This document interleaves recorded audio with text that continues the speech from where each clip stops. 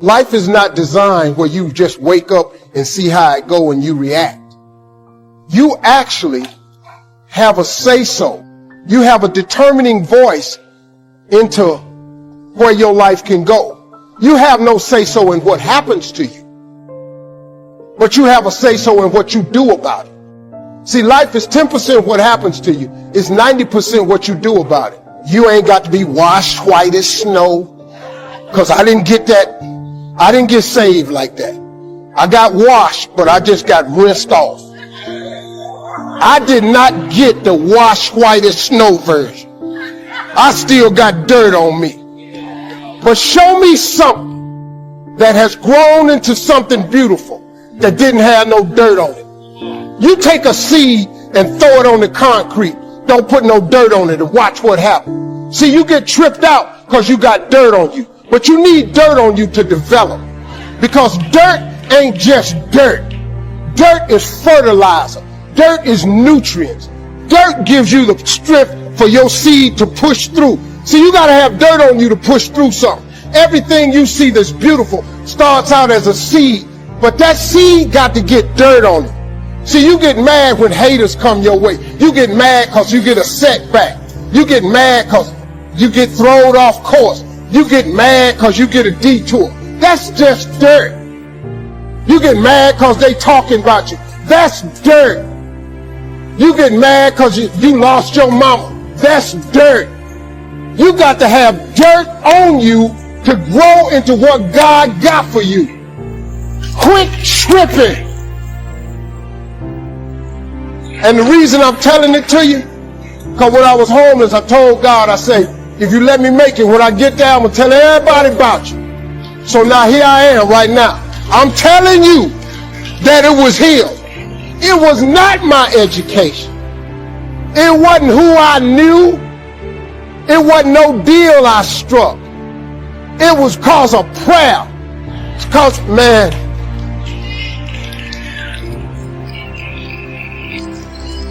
I just kept praying. When it looked like I wasn't going to be nothing, I kept praying. I kept asking that God that my mama had told me about, if He could just do what He said He was going to do.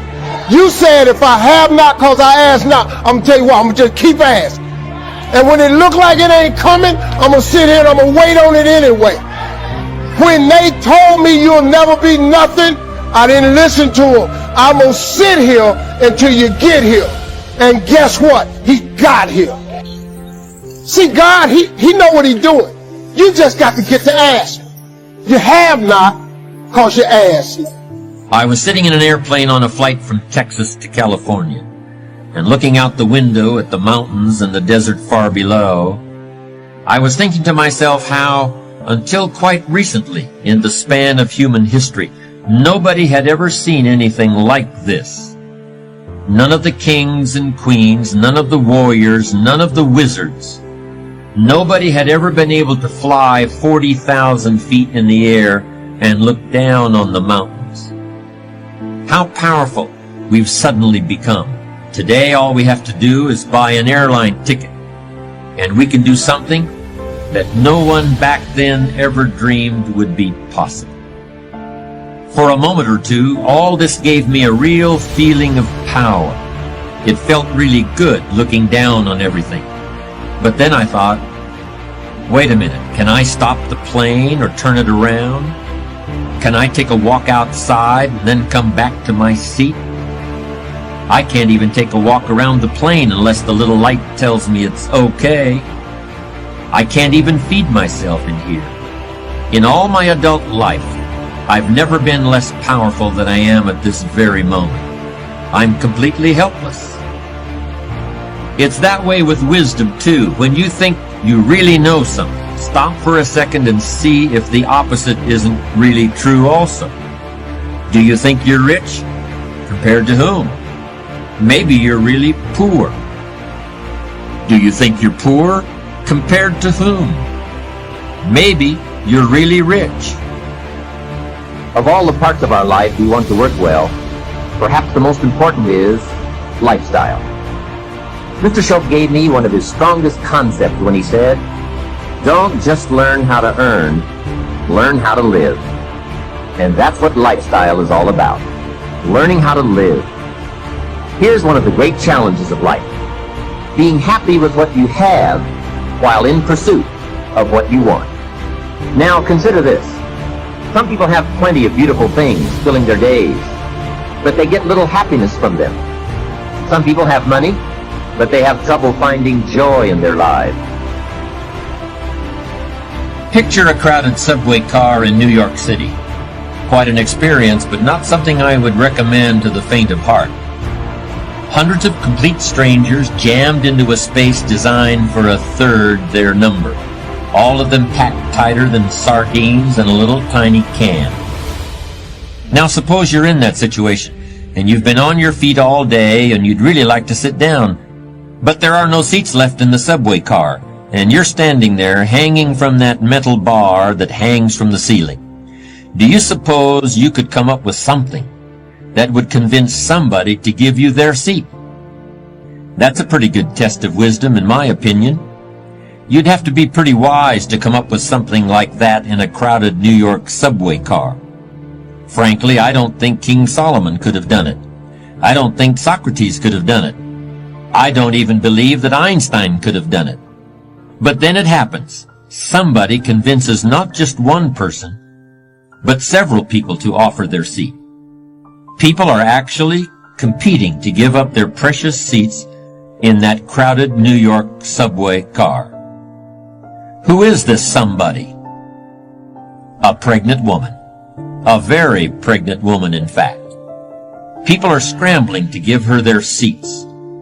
But you see, it wasn't really the woman who convinced them to do it. It was the baby inside.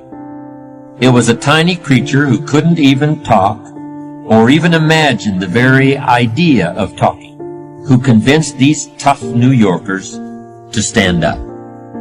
Einstein couldn't have done that. Excuse me, my name is Albert Einstein. Perhaps you've heard of me. Do you think I could have your seat here in the subway? Never heard of you, Einstein, but get lost anyway. But I'm very wise. Yeah, well, you're wising off to the wrong guy.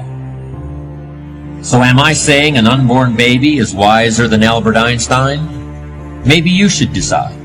But that baby certainly solved the problem.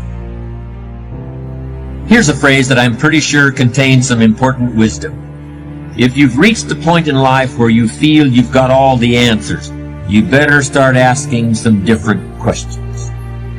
The fool is always reaching his intellectual destination.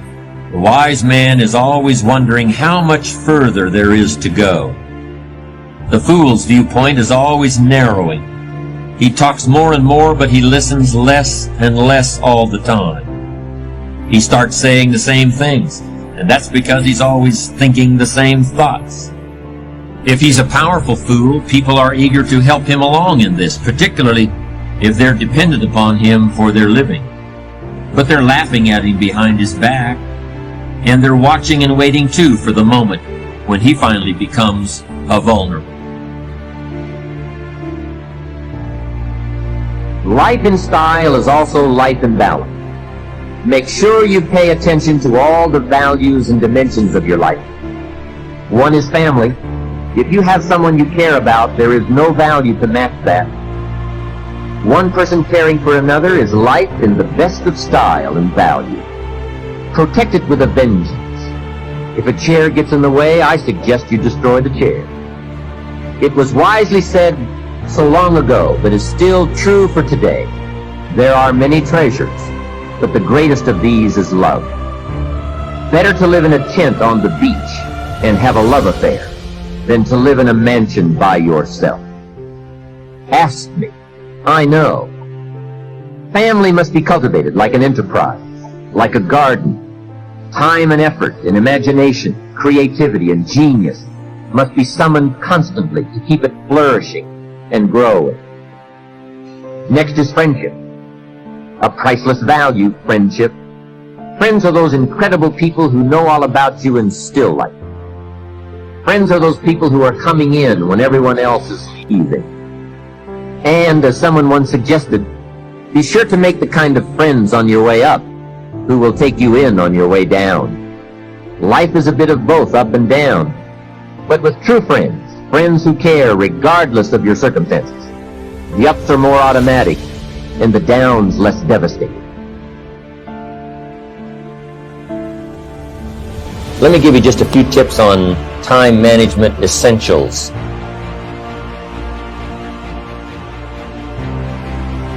First of all, you run the day or it runs you.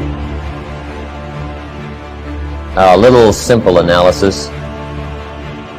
It's not that difficult to get something started, and you run it for a while, and after a while it starts running you. That's part of the challenge. I told my staff one day, giving birth to a tiger is one thing, learning how to ride it is something else, right? Sometimes you start it, and then it turns around and starts giving you all kinds of trouble. Next, the time you've already committed to labor is enough time. If you're working already 8-10 hours a day, that's about it. You just can't work much more than that. Bursts at a time, you can work 12, 14, 16, right? I'm sure we've all learned to do that, put in the extra time.